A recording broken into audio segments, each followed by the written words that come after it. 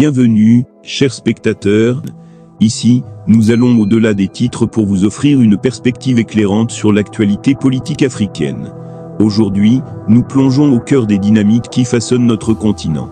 Restez avec nous, jusqu'à la fin, engagez-vous dans la conversation dans les commentaires, et ensemble, construisons une génération consciente, informée, et prête à façonner un avenir meilleur pour l'Afrique.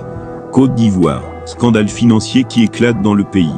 En Côte d'Ivoire, plus d'une dizaine de projets, financés par des dons n'ont toujours pas démarré.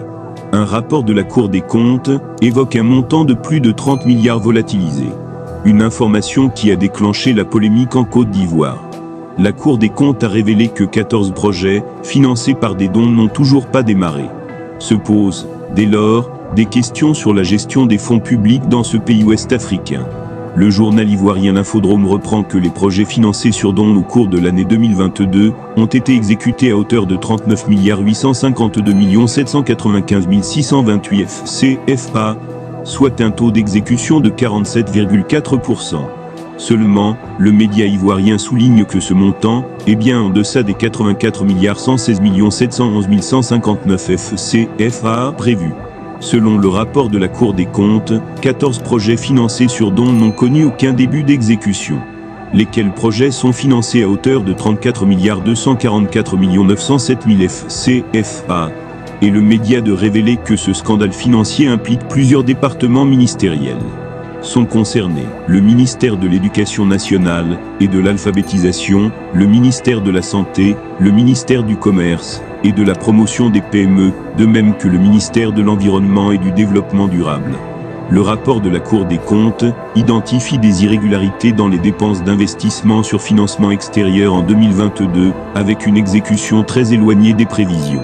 Suffisant pour que la Cour des comptes exige du ministre ivoirien du budget et du portefeuille de l'État des explications sur la non-exécution de ces projets. Ce département ministériel justifie cette situation par les transactions directes effectuées par les bailleurs. Cela n'a pas empêché la FIDO, Fondation internationale des droits de l'homme et la vie politique, de réagir de façon énergique. Dr Bogas Sako, président de la FIDO, a interpellé le président Alassane Ouattara et le Premier ministre Robert Begré-Mambé. Il demande une clarification urgente de cette situation préoccupante. D'autant qu'il voit un contraste entre le message de fin d'année du président de la République et les révélations troublantes du rapport de la Cour des comptes. La Cour des comptes de la Côte d'Ivoire pointe assez souvent des irrégularités. On se rappelle du rapport définitif sur l'exécution de la loi de finances en vue du règlement du budget de l'année 2022. Celui-ci condamnait la gestion des ressources publiques du pays. À l'époque, le scandale concernait les frais de passeport et de carte nationale d'identité pour l'année 2022. Des fonds visiblement détournés, puisque les versements sont jugés dérisoires, par rapport à l'affluence constante, dans les lieux d'enregistrement des passeports et cartes d'identité nationales. Un montant de 792 000 CFA avait été collecté au titre des droits de timbre sur les 2 pièces administratives. Alors qu'il faut payer 5 000 CFA pour une carte d'identité nationale et 40 000 CFA pour un passeport. D'ailleurs, la Cour avait demandé des comptes au ministère ivoirien du budget. La Cour étant convaincue que ces fonds, au lieu d'être reversés dans les caisses de l'État, ont connu une autre destination.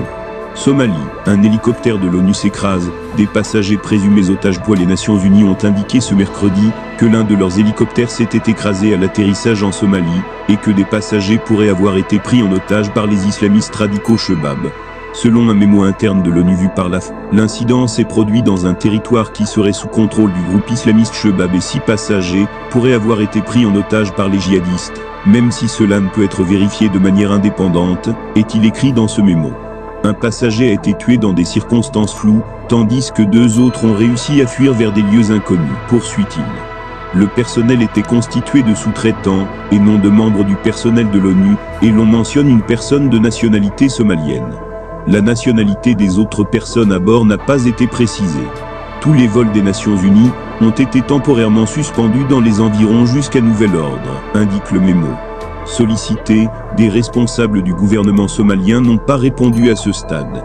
Interrogé sur cette affaire, le porte-parole des Nations Unies Stéphane Dujarric a indiqué qu'un incident a impliqué un hélicoptère sous contrat avec l'ONU qui s'est produit aujourd'hui, mercredi, à Galmudug en Somalie.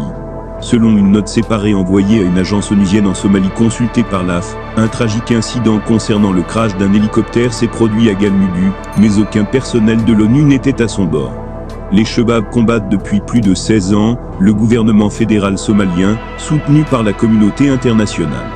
Ils sont considérés comme un groupe terroriste par Washington depuis 2008. Chassés des principales villes en 2011 à 2012, ils restent implantés dans de vastes zones rurales du centre et du sud du pays, d'où ils mènent régulièrement des attentats contre des cibles sécuritaires, politiques et civiles. En août 2023, le gouvernement du président Hassan Sheikh Mohamud a lancé une vaste offensive, appuyée par l'armée américaine, et la force de l'Union africaine présente dans le pays, ATMI, qui, après avoir permis la reconquête de territoires dans le centre du pays, est actuellement à l'arrêt.